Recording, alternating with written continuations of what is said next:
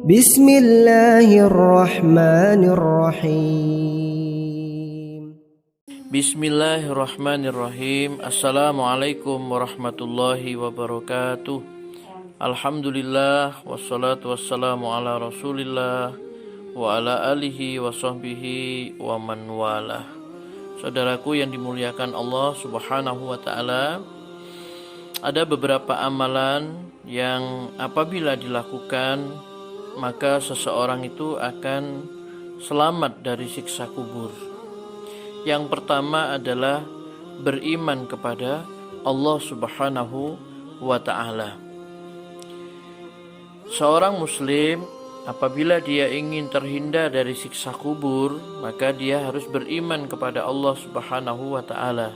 Ya, tentu yang dimaksud dengan beriman di sini adalah juga mencakup mematuhi syariat-syariat Allah Subhanahu wa taala dan mengikuti Rasulullah sallallahu alaihi wasallam dan para sahabat radhiyallahu anhum.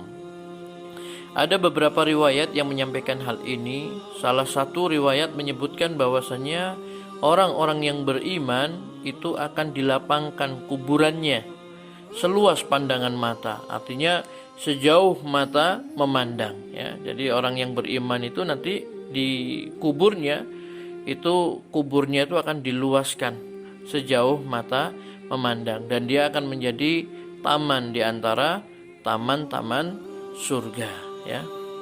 Jadi berarti beriman dan bertauhid kepada Allah Subhanahu wa taala dan beramal soleh itu termasuk faktor pertama yang menyelamatkan seseorang dari siksa kubur. Yang berikutnya adalah yaitu rutin, ya, membaca surat Al-Mulk, ya. Kata orang menyebutkan surat Tabarak, ya, yaitu surat yang ke-67, ya, surat Al-Mulk.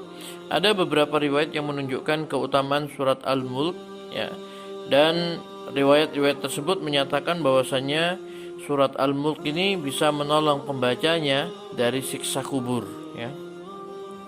Sebagaimana, ya, disebutkan di dalam sebuah hadis, an Abi Hurairah anin Nabi sallallahu alaihi wasallam qala inna suratan minal Qur'ani 30 ayah syafa'at lirajulin hatta ghufira lahu wa hiya suratu tabarakalladzi biyadihil mulk. Dari Abu Hurairah radhiyallahu an, dari Nabi sallallahu alaihi wasallam, beliau bersabda, ada suatu surat dari Al-Quran yang terdiri dari 30 ayat dan dapat memberi syafaat bagi yang membacanya sampai dia diampuni, yaitu Tabarakalladzi biyadihil mulk, ya, atau surat Al-Mulk. Hadis ini diriwayatkan oleh At-Tirmidzi, Abu Dawud dan Ibnu Majah. Saudaraku yang dimuliakan Allah Subhanahu wa taala, jadi orang yang membaca surat Al-Mulk, ya, rajin dia membaca surat Al-Mulk, maka dia akan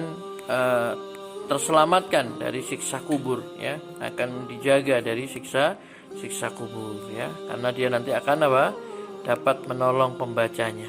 Kemudian yang berikutnya adalah mengamalkan isi Al-Quran, ya. Jadi salah satu sebab, ya, siksa kubur itu adalah karena seseorang tidak mau mengamalkan isi Al-Quran. Maka sebaliknya, orang-orang yang mengamalkan isi Al-Quran, dia dapat menjaga seorang muslim, ya, akan selamat dari siksa kubur, ya. Kemudian yang berikutnya adalah, ya, selalu berdoa kepada Allah Subhanahu wa taala, ya. Berdoa kepada Allah, berlindung agar diselamatkan dari siksa kubur, sebagaimana Rasulullah sallallahu alaihi wasallam mengajarkan sebuah doa, Allahumma inni a'udzubika min azabil qabri wa min azabin nar wa min fitnatil mahya wal mamat wa min fitnatil masihid dajjal. Ya Allah, sesungguhnya aku berlindung kepadamu dari siksa kubur dan siksa api neraka dan fitnah hidup dan mati dan fitnah al-masihid dajjal. Inilah saudaraku yang dimuliakan Allah Subhanahu wa taala, beberapa amal yang bisa menyelamatkan seseorang dari siksa kubur. Beriman kepada Allah Subhanahu wa taala kemudian membaca surat Al-Mulk, kemudian juga yaitu mengamalkan isi Al-Quran dengan baik dan berdoa kepada Allah Subhanahu wa taala berlindung agar terhindar dari siksa kubur. Semoga bermanfaat. Wassalamualaikum warahmatullahi wabarakatuh.